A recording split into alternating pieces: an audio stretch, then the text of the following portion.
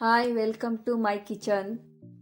Hi friends, ಇವತ್ತು ರುಚಿಕರವಾದ chicken biryani ಹೇಗೆ ಮಾಡೋದು ಅಂತ ನೋಡೋಣ. ತುಂಬ ಚೆನ್ನಾಗಿರುತ್ತೆ, ತುಂಬ ಸಿಂಪಲ್ ಆಗೂ ಇರುತ್ತೆ. ಒಂದು ಸತಿ ಟ್ರೈ ಮಾಡಿ, ತುಂಬ ಇಷ್ಟಪಡ್ತೀರಾ. ನಾನು ಒಂದು ಕುಕ್ಕರ್ ಇಟ್ಕೋತಾ ಇದ್ದೀನಿ. ಆ ಕುಕ್ಕರ್ಗೆ ನಾನು 2 ಸ್ಪೂನಷ್ಟು ತುಪ್ಪ ಹಾಕೋತಾ ಇದ್ದೀನಿ. ತುಪ್ಪ ಇದ್ದರೆ ಹಾಕ್ಕೊಳ್ಳಿ, ಇಲ್ಲಾಂದರೆ ಎಣ್ಣೆ ಹಾಕ್ಕೊಂಡ್ರು ನಡೆಯುತ್ತೆ. ಆಮೇಲೆ ನಾನು ಒಂದು 50 ಗ್ರಾಮ್ ಅಷ್ಟು ಎಣ್ಣೆ ಹಾಕ್ಕೊತಾ ಇದ್ದೀನಿ. ಲವಂಗ, ಕಲ್ಲುವು, ಒಂದು ಪೀಸ್ ಚಕ್ಕೆ, ಒಂದು 2 ಪಲಾವ್ ಎಲೆ, ಜಾಕಾಯಿ ಮತ್ತು ಸ್ಟಾರು ಇಷ್ಟು ಎಣ್ಣೆ ಒಳಗಡೆ ಹಾಕ್ಕೊಂಡು ಅದು ಫ್ರೈ ಆದಮೇಲೆ ಒಂದು 6ರಿಂದ 7 ಈರುಳ್ಳಿನ ಕಟ್ ಮಾಡಿ ಒಗ್ಗರಣೆಗೆ ಹಾಕ್ಕೊತಾ ಇದ್ದೀನಿ.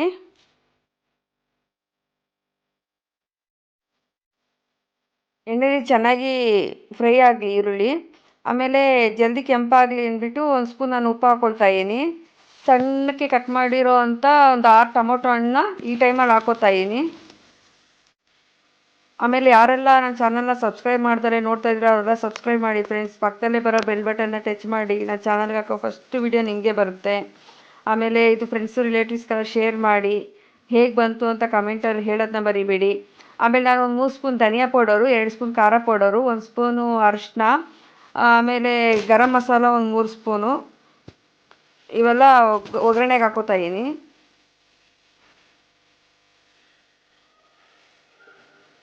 ಆಮೇಲೆ ಮಧ್ಯದಲ್ಲಿ ಜಿಗಿಳು ಬಿಟ್ಟು ಒಂದು 3 ಮೆಣಸಿನ್ಕಾಯಿ, 3ರಿಂದ 4 ಮೆಣಸಿನ್ಕಾಯಿನ ಹಾಕ್ಕೋತಾ ಇದ್ದೀನಿ. ಒಂದು 3 ಸ್ಪೂನು ಮೊಸರು ತೊಗೊಳ್ಳಿ. ನಾನು ಫ್ರೆಶ್ ಆಗಿರೋ ಮೊಸರು ಯೂಸ್ ಮಾಡ್ತಾಯಿದ್ದೀನಿ, ಹುಳಿ ಮೊಸರು ಯೂಸ್ ಮಾಡಬೇಡಿ. ನಾನು 3 ಸ್ಪೂನ್ ಗಟ್ಟಿ ಮೊಸರು ತೊಗೊಂಡು ಹಾಕ್ಕೋತಾ ಇದ್ದೀನಿ. ತುಂಬ ಎಮ್ಮಿಯಾಗಿ ತುಂಬ ಟೇಸ್ಟಿಯಾಗಿರುತ್ತೆ ಫ್ರೆಂಡ್ಸ್. ಒಂದು ಸತಿ ಟ್ರೈ ಮಾಡಿ ಬಿರಿಯಾನಿನ. ತಳ ಹಿಡಿದಂಗೆ ಚೆನ್ನಾಗಿ ತಿರುಗಿಸ್ಕೊಂಡು ನಾನಿಲ್ಲಿ 1 kg ಚಿಕನ್ನ ತೊಗೊಂಡು ಹಾಕ್ಕೋತಾ ಇದ್ದೀನಿ. ಸ್ಕಿನ್ ಔಟ್ ಚಿಕನ್ ಇದು. ನೀವು ಬೇಕಾದ್ರೆ ಸ್ಕಿನ್ ಔಟ್ ಮಾಡಿಸ್ದಲೇ ಹಾಕ್ಕೊಡಿ.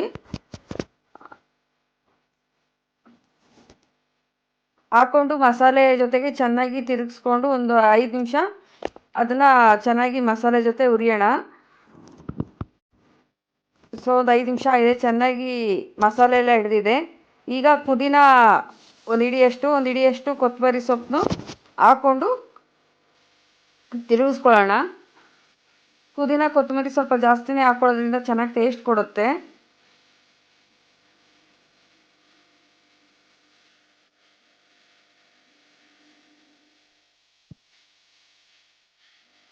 ಚೆನ್ನಾಗಿ ತಿರುಗಿಸ್ಕೊಂಡು ಒಂದು 5 ನಿಮಿಷ ಮುಚ್ಚೋಣ. ಸಣ್ಣ ಉರಿಯಲ್ಲಿ ಮಸಾಲೆ ಬೇಯೋದ್ರಿಂದ ಚೆನ್ನಾಗಿ ಮಸಾಲೆ ಎಲ್ಲ ಚಿಕನ್ಗೆ ಹಿಡಿಯುತ್ತೆ. 5 ನಿಮಿಷ ಆಗಿದೆ, ಎಷ್ಟು ಚೆನ್ನಾಗಿ ಮಸಾಲೆ ಎಲ್ಲ ಬೆಂದಿದೆ. ನಾವೇನು ಟೊಮೊಟೊ ಈರುಳ್ಳಿ ಎಲ್ಲ ಹಾಕಿದ್ದೀವಲ್ಲ ಅದೆಲ್ಲ ಚೆನ್ನಾಗಿ ಮ್ಯಾಶ್ ಕೂಡ ಆಗಿದೆ. 1 ಸ್ಪೂನಷ್ಟು ನಾನು ಶುಂಠಿ ಬೆಳ್ಳುಳ್ಳಿ ಪೇಸ್ಟ್ ಹಾಕ್ಕೋತಾ ಇದ್ದೀನಿ. ಹಾಕ್ಕೊಂಡು ಚೆನ್ನಾಗಿ ತಿರುಗಿಸ್ಕೊಳ್ಳೋಣ. ಆಮೇಲೆ ಕಸೂರಿ ಮೇಥಿನ ಪೀಸಾಗಿ ಕಟ್ ಮಾಡಿಬಿಟ್ಟು ಹಾಕ್ಕೊಳ್ತಾ ಇದ್ದೀನಿ, ಚೆನ್ನಾಗಿ ಫ್ಲೇವರ್ ಕೊಡುತ್ತೆ. ಹಾಕ್ಬಿಟ್ಟು ಒಂದು 5 ನಿಮಿಷ ಮುಚ್ಚಿಡೋಣ. ಸಣ್ಣ ಉರಿಯಲ್ಲಿ ಮಾಡಿ ಫ್ರೆಂಡ್ಸ್. ಆಮೇಲೆ ಇದು 1 kg ಚಿಕನ್ಗೆ 1 ಸ್ಪೂನು ಶುಂಠಿ ಬೆಳ್ಳುಳ್ಳಿ ಪೇಸ್ಟ್ ಸ್ವಲ್ಪ ಸಾಟೇಜ್ ಅನ್ನಿಸ್ತು, ಸೊ ಅದಕ್ಕೆ ಇನ್ನೊಂದು ಸ್ಪೂನ್ ಹಾಕ್ಕೊತಾ ಇದ್ದೀನಿ.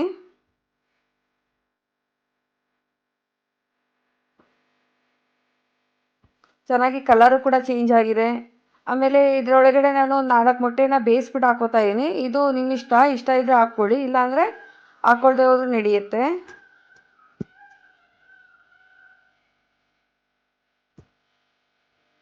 ಆಮೇಲೆ ನಾನು 1 kgಗಿಂತ ಸ್ವಲ್ಪ ಕಮ್ಮಿ ಅಕ್ಕಿ ತೊಗೊಂಡಿದ್ದೀನಿ. ಸೊ ಒಂದು 3/4 kg ಅಷ್ಟು ಹೇಳ್ಬೋದು.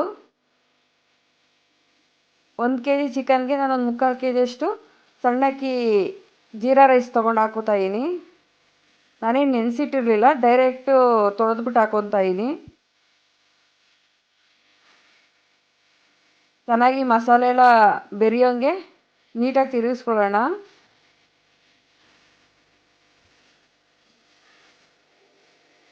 1 ಲೋಟಕ್ಕೆ 2 ಲೋಟ ನೀರು ಥರ ನಾನು 5.25 ಲೋಟ ನೀರು ಹಾಕ್ಕೋತಾ ಇದ್ದೀನಿ.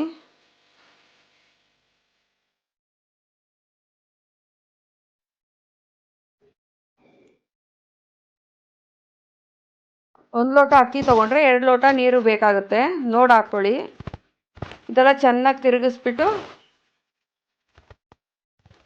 ಕುಕ್ಕರ್ನ ಮುಚ್ಚಿಬಿಡೋಣ. ಕುಕ್ಕರ್ನ ಮುಚ್ಚಿ ಒಂದೇ ವಿಶಿಲ್ ಸಾಕು, ಒಂದು ವಿಶಿಲ್ ಮಾಡಿದ್ರೆ ಅಷ್ಟರೊಳಗೆ ಬೆಂದ್ಬಿಡುತ್ತೆ. ಸೊ ಒಂದು ವಿಶಿಲ್ ಆಗಿದೆ, ಚೆನ್ನಾಗಿ ರೈಸ್ ಎಲ್ಲ ಚೆನ್ನಾಗಿ ಬೆಂದಿದೆ ಫ್ರೆಂಡ್ಸ್. ನೋಡಿ ಮಸಾಲೆ ಎಲ್ಲ ನೀಟಾಗಿ ತಿರುಗಿಸ್ಕೊಳ್ಳೋಣ. ಸೊ ಕಲರೆಲ್ಲ ತುಂಬ ಚೆನ್ನಾಗಿ ಬಂದಿದೆ ಫ್ರೆಂಡ್ಸ್. ಒಂದು ಸತಿ ಟ್ರೈ ಮಾಡಿ, ಇದು ಹೇಗೆ ಬಂತು ಅಂತ ಕಮೆಂಟಲ್ಲಿ ಹೇಳೋದು ಮರಿಬೇಡಿ. ಆಮೇಲೆ ಚಾನಲ್ನ ಸಬ್ಸ್ಕ್ರೈಬ್ ಮಾಡೋದನ್ನ ಮರಿಬೇಡಿ. ನಿಧಾನಕ್ಕೆ, ಏಕೆಂದರೆ ಅನ್ನ ಎಲ್ಲ ಬಿಸಿ ಇರೋದ್ರಿಂದ ಮುದ್ದೆ ಆಗಿಬಿಡುತ್ತೆ. ನಿಧಾನಕ್ಕೆ ತಿರುಗಿಸ್ಕೊಳ್ಳೋಣ.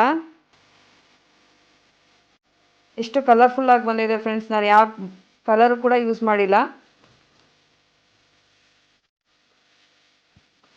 ರುಚಿಕರವಾದ ಬಿಸಿ ಬಿಸಿಯಾಗಿರುವಂಥ ಚಿಕನ್ ಬಿರಿಯಾನಿ ರೆಡಿಯಾಗಿದೆ. ಈ ಟೈಮಲ್ಲಿ ನಿಮ್ಮ ಹತ್ರ ಬೆಣ್ಣೆನೋ ಇಲ್ಲ ತುಪ್ಪನೋ ಇದ್ದರೆ ಹಾಕ್ಕೊಳ್ಳಿ, ತುಂಬ ಟೇಸ್ಟ್ ಕೊಡುತ್ತೆ ಹಾಕ್ಕೊಂಡ್ರೆ. ಹಾಕ್ಕೊಂಡು ಚೆನ್ನಾಗಿ ತಿರುಗಿಸ್ಕೊಳ್ಳೋಣ, ನಿಧಾನಕ್ಕೆ ತಿರುಗಿಸ್ಕೊಳ್ಳಿ. ಸೊ ಎಷ್ಟೋ ಥರ ಬಿರಿಯಾನಿ ತಿಂದಿರ್ತೀರ, ಇದೊಂದು ಸತಿ ಟ್ರೈ ಮಾಡಿ ಫ್ರೆಂಡ್ಸ್, ತುಂಬ ಚೆನ್ನಾಗಿರುತ್ತೆ. ಈ ಬಿರಿಯಾನಿಗೆ ಫಿದಾ ಹೋಗ್ತೀರಾ, ಅಷ್ಟು ಚೆನ್ನಾಗಿರುತ್ತೆ. ಸೊ ರುಚಿಕರ ಬಿರಿಯಾನಿ ಬಿಸಿ ಬಿಸಿಯಾಗಿ ಟೇಸ್ಟ್ ಮಾಡಿದರೆ ತುಂಬ ಚೆನ್ನಾಗಿರುತ್ತೆ. ಇಷ್ಟೊತ್ತು ನಾನು ವಿಡಿಯೋ ನೋಡಿದ್ದಕ್ಕೆ ತುಂಬ ಧನ್ಯವಾದಗಳು ಫ್ರೆಂಡ್ಸ್. ಯಾವಾಗಲೂ ಸಪೋರ್ಟ್ ಮಾಡ್ತಾಯಿರಿ. Thank you.